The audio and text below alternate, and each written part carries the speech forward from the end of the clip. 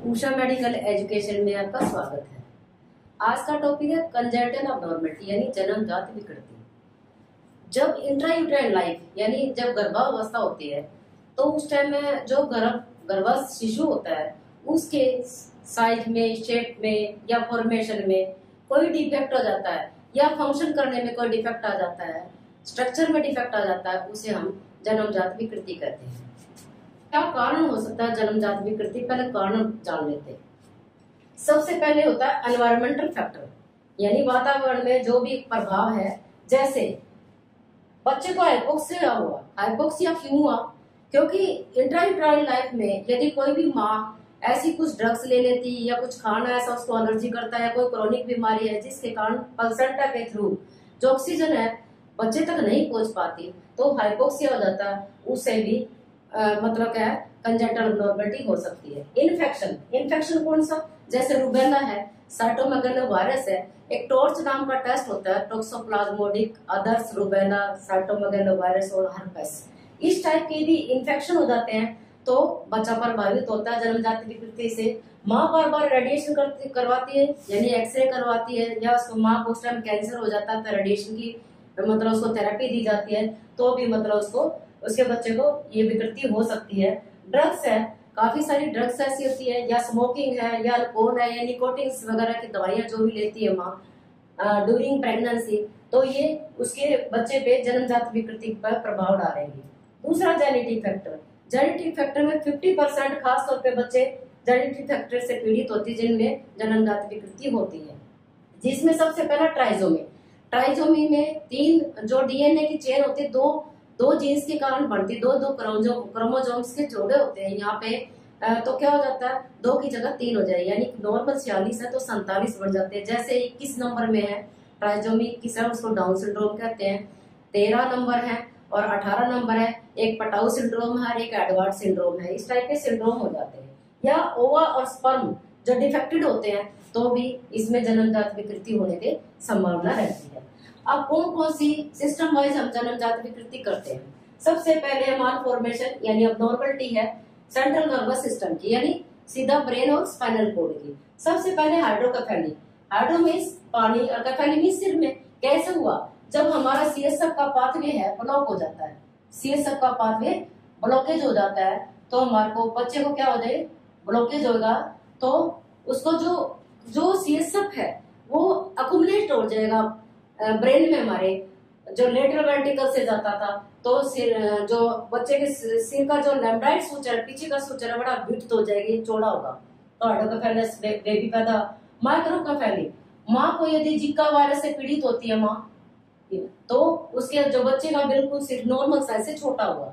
एनेनकेफेली female में खास तौर पे होती है। जो वाल्ट है ये वाल्ट है बिल्कुल मिस हो जाएगा और जो हमारी स्कल बोन है यानी बिल्कुल मिस हो जाएगी ऊपर की और ब्रेन सामने दिखने लग जाएगा।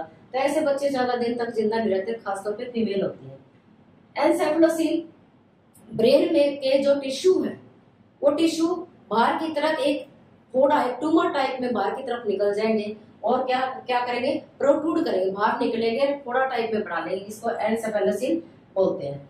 अब है अगले है स्पाइनल कॉर्ड के, ये ब्रेन के आगे स्पाइनल कॉर्ड में गया स्पाइनल बाइफिडा यानी कि पीठ में फोड़ा होना। कैसे?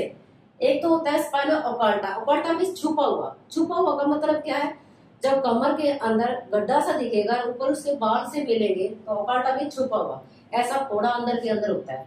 दूसरा होता है मेनिंजोसिल, मेनिंजिस लेयर होती है जो ब्रेन और स्पाइनल कॉर्ड को कवर करती है। उसमें से मेनिंजिस लेयर का या तो क्लोज होना या बाहर की तरफ निकल जाना फोड़े के रूप में। तीसरा है माइलोमेनिंजोसिल, माइलो मींस नर्व के साथ मेनिंजिस लेयर भी होती है और उसके मसल्स और टिश्यू है वो बाहर की तरफ निकल जाती है, माइलोमेनिंजोसिल है। ये हमारे सेंट्रल नर्वस सिस्टम की बीमारियां हैं। दूसरा गैस्ट्रोइंटेस्टाइनल मालफॉर्मेशन यानी पेट से इंटेस्टाइन तक की मालफॉर्मेशन। सबसे पहला है माउथ से स्टार्ट होता है हमारा डाइजेस्टिव सिस्टम, तो क्लैफ्ट लिप, दोनों लिप में गैप होगा और पैलेट में तालू, अंदर का तालू है जो फ्यूज होना चाहिए था वो सेपरेट हो जाता है। और जब ये चीजें कब होती हैं, जब दूसरा महीना 1.5 महीने से 2 महीने की प्रेगनेंसी होती है तब ये फ्यूजन उनमें आता है, लेकिन यह फ्यूज नहीं हो पाता किसी तरह से। दूसरा ओसोफेजियल अट्रेजिया जो हमारी आहार नाल है, इसमें ट्रेकिया जो हमारा विंड पाइप, एक हमारा विंड पाइप होता है, ये हमारा फूड पाइप होता है। तो विंड पाइप और फूड पाइप में क्या होती है, एक आपस में मतलब ब्लॉकेज बीच में हो जाती है, एक दूसरे को जुड़ाव हो जाता है, तो यहाँ पे अट्रेजिया रास्ता बंद हो जाता है और दूसरी तरफ से हमारी फिस्टुला बन जाती है, ड्यूडिनल अट्रेजिया। ऐसे ड्यूडिनम के साथ ऐसे ही होता है। और तीसरा ट्राइफर्मेटिक हर्निया। अब तीसरा है जेनिटो यूरिनरी अबनॉर्मलिटी, यानी हमारे जेनिटल सिस्टम यानी रिप्रोडक्शन सिस्टम में और साथ साथ में यूरिन किडनी के सिस्टम में कोई अबनॉर्मलिटी आना। Renal agenesis, renal means kidney, agenesis means एक किडनी का मिसिंग होना। दूसरा है ऑब्स्ट्रक्शन ब्लैडर और यूरेथ्रा, या तो ब्लैडर में कोई मास बन जाता है या यूरेथ्रा में मास बना तो ऑब्स्ट्रक्शन हो जाएगी। हाइपोस्पेडियस और एपिस्पेडियस। क्या होता है हाइपोस्पेडियस, जो पेनाइल पोर्शन होता है छोटे बच्चे का, यूरेथ्रा उसके सामने होती है, बिल्कुल सामने होती, छेद होता है, लेकिन इसका ऊपर की तरफ छेद हो जाता है, उसको हाइपोस्पेडियस कहते हैं। नीचे की तरफ छेद हो जाता है, ऊपर की तरफ एपिस्पेडियस, नीचे की तरफ हाइपोस्पेडियस। ऊपर एपी मींस ऊपर, हाइपो मींस नीचे। छेद मतलब अबनॉर्मल होगा यूरेथ्रा के मीटस का, तो उसको हाइपोस्पेडियस और एपिस्पेडियस बोलते हैं। ये है डाउटफुल सेक्स। उसमें क्या डाउटफुल, उसमें ना तो पता लगता लड़का है या लड़की है, तो ये भी हम जीन्स अबनॉर्मलिटी भी हो सकती है और इसको हम काउंसलिंग के द्वारा या कुछ टेस्ट करके तभी पता करते हैं। चौथा हमारा मस्कुलोस्केलेटल सिस्टम। मसल्स में जैसे क्लब फुट है, क्लब फुट में क्या होगा, जो हमारे पैर का जो कर्व होता है, या तो कर्व मिस होगा, या जो पैर होते हैं अंदर की तरफ मुड़े होंगे और ऊपर की तरफ हो जाएंगे, या पैर क्या होंगे जो पंजे बच्चे के बाहर की तरफ मुड़े होंगे और ऊपर की तरफ या नीचे की तरफ ऐसे बैंड कर जाएंगे। तीसरा है डिसलोकेशन ऑफ हिप। हिप को जब हम यदि फ्लैक्स करके पेट की तरफ लेके आएंगे तो क्लंक की आवाज आएगी, उसको हम साइन को कहते हैं, बार्लो साइन कहते हैं। तो इसमें यदि हिप का जो जॉइंट है एसिटेबुलर कैविटी में है, वो फॉर्मेशन अच्छी तरह से नहीं होती, तो जब फीमर का है बाहर की तरफ निकल जाता है, क्लंक की आवाज आती है। पॉलीडैक्टिली, एक्स्ट्रा फिंगर्स, कहते हैं छिंगा, 6 उंगलियों वाला है, जैसे पैर में भी हो सकती है और हाथ में। सिंडैक्टिली, वेबिंग, जैसे बत्तख में होते हैं दोनों उंगलियां या सारी उंगलियों के बीच में जैसे उनको वेब, एक मतलब स्किन की फॉर्मेशन होती है, वेबिंग। कार्डियक मालफॉर्मेशन, कार्डियक में 60 की मालफॉर्मेशन है। टेट्रालॉजी ऑफ पैलेट, इसमें 4 बीमारियां एक साथ बच्चे को होती हैं एक साथ, बड़ी इमरजेंसी है, एकदम बच्चे के पैदा होते हैं, इमरजेंसी टाइप में हमें मतलब ऑपरेशन कराना पड़ेगा। कौन कौन सी होती है, पल्मोनरी स्टेनोसिस हो सकता है, राइट वेंट्रिकल हाइपरट्रॉफी हो सकती है, जैसे ये होता है हमारा, ऐसे हमारा हार्ट होता है, लेकिन जो ये वेंट्रिकल्स है इसका नीचे तक बढ़ जाएगा, हाइपरट्रॉफी होगी राइट वेंट्रिकल्स की, ठीक है।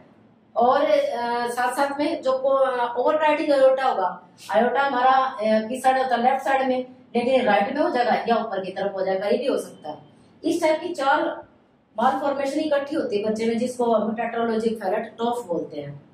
आयोटिक और पल्मोनरी स्टेनोसिस यानी साइनोटिक, ए साइनोटिक टाइप की डिजीज होती है इसमें।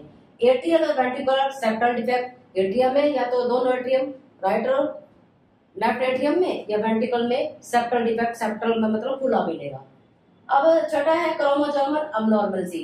वैसे तो हमारे क्रोमोसोम्स कितने होते हैं, 23 पेयर होते हैं, लेकिन यहाँ पे क्या होता है, एक या तो एक्स्ट्रा हो जाएगा, 2 की बजाय 3 हो जाएगा, या 2 की बजाय 1 हो जाएगा, तो यह अबनॉर्मलिटी है। जैसे ट्राइजोमी कॉमन होता है, ये 21 down syndrome, 13-18 Patau syndrome, 13 number, 18 number Edward syndrome. Turner syndrome, इसमें एक ही रह जाता है सारा जो हमारा क्रोमोसोम्स है, डबल की बजाय।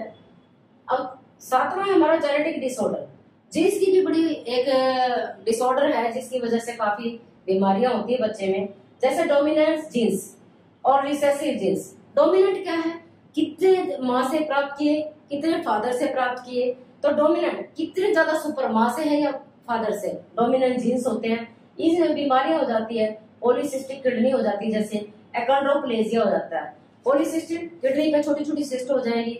और अकॉन्ड्रोप्लेजिया क्या, जो लिम्ब है हमारी, वो बहुत बॉडी की अपेक्षा बहुत छोटी होगी।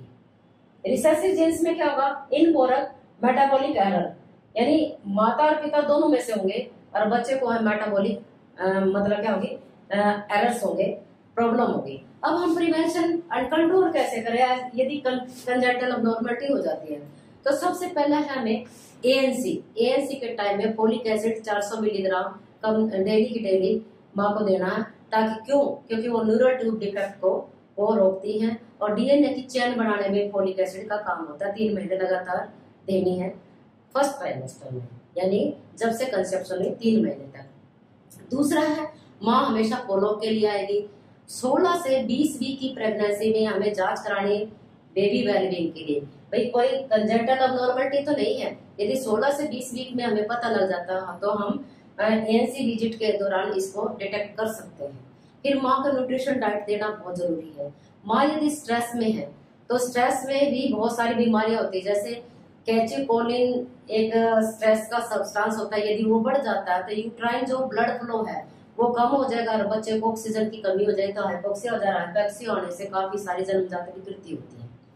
ठीक है। और माँ को ड्रग्स वगैरह जैसे जितने भी कारण है हमारे निवारण करने के लिए, जैसे ड्रग्स, स्मोकर, एल्कोहलिज्म, ऐसी कुछ अवस्था में मदर यदि वो लेती है तो उसको भी बंद हमें करना पड़ेगा और उसको न्यूट्रिशन डाइट देनी पड़ेगी और स्ट्रेस फ्री रखना पड़ेगा। और बार बार में एएनसी की जो विजिट होती है तो उसको हम फॉलो करने के लिए कहेंगे। काफी हद तक बीमारी को हम यदि रोक सकते हैं।